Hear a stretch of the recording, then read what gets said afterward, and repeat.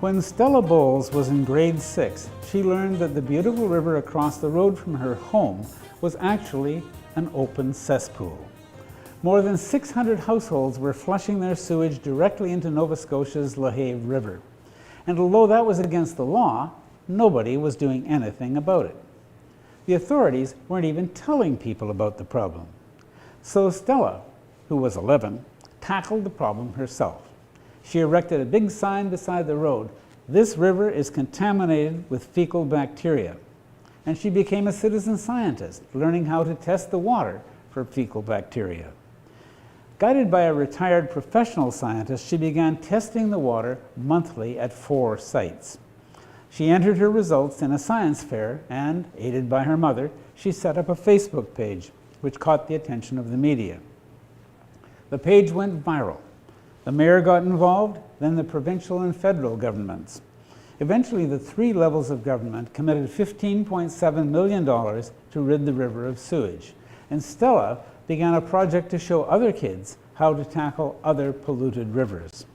She also published a book. And at 13, she was named one of Canada's top 25 environmentalists under 25. I want to talk about, I guess I want to talk about the way that things evolved for you, because this has really been an astonishing 3 or 4 years. And it started out with not being able to swim in the river. It did. It was just supposed to be a grade 6 science fair project. It's one of those things that everybody kind of does, and it evolved to something so much greater than that. Yeah. But why did you want to do the science fair? Because you knew you couldn't swim in the river. Is that the starting point? Yeah, so I knew I couldn't swim in the river because Mom, she always told me, I'd ask if I could swim in the river, and she'd say, no, it's dirty, and then just kind of brush it off. But then when our septic system collapsed that my great-grandfather installed way before my time, that's when Mom mentioned straight pipes at the dinner table, and how we were told we had 3 months to fix our collapsed septic system when our neighbors flushed directly into the river. And when she told me this, I was appalled and disgusted and couldn't believe that that was a thing. I had so many questions. Why are there straight pipes? Why is that allowed? Is it allowed? I had so many questions, and it evolved from there. And then how did you figure out to do the science project? So with all my questions, it led to Mom kind of getting annoyed almost with me constantly at her. Why can't I swim in the river? What's wrong with this? Why are people pooping in my water? And she got involved with Blue Nose Coastal Action Foundation, and they led us to Dr. David Maxwell. He actually lives down the road. He's a retired medical doctor who had been testing for years prior to me, and after we got together, we talked and thought that this would be a good grade 6 science fair project. So he became the person who showed you how to do the actual work for the project? Yeah, he's my mentor. Yeah, yeah. And not very far away? No, just down the road. He comes and visits us often. Okay. So now you take the science project, and the science project gets presumably graded, and people think well of it and so forth, but you're not going to stop there, right?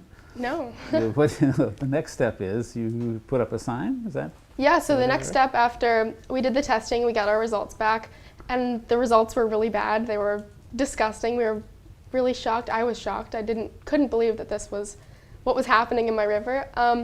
After, I wanted a Facebook page, but I was 11, so Mom said no. So we compromised and put a big sign on our wharf that said this river is contaminated with fecal bacteria. And after we realized that this could be something bigger than just a project, Mom decided that we could have a Facebook page, but we run it together. So, which is a good solution. Right? It was a good solution, yeah.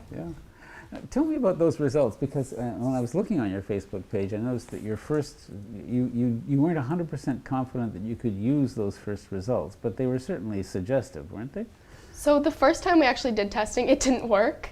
Our control was contaminated, so we had to go back and do it again. So after our second time, our control was clear, so we could use our results. And at 70, you shouldn't swim, and 170, the water shouldn't even be in contact with your skin. In front of my house was about 250. Wow. Yeah, and our town, Bridgewater, was way higher than that. The levels were just really terrible. Well, there was one of them that was up over 3,000, wasn't it? That would be Bridgewater, yeah. Bridgewater, yeah. Yep. So that's presumably toxic to practically even look at. Right? Yeah, it's not good, and that's where people put their boats in the water. We have movies there and over the summer outside, and it's just, kids are always there playing, and just to know that the water's so gross, it's kind of scary. Had anybody been testing at all? Blue Nose Coastal Action Foundation had been testing, and so had Dr. Maxwell. but nobody really listened to them. I'm not sure if it's because they're adults, because when I came along, it kind of took off. I don't know, probably because of my age. The fact that I was 11 saying that there's an issue that the adults probably should have fixed before. That's something Dr. Maxwell said. I've got him quoted as saying that they had been blown off and brushed off all of them for some time, but they didn't know what the hell to do with an 11-year-old making a loud public statement. Yep, that sounds like something he'd say. But you do have an advantage from being young, because people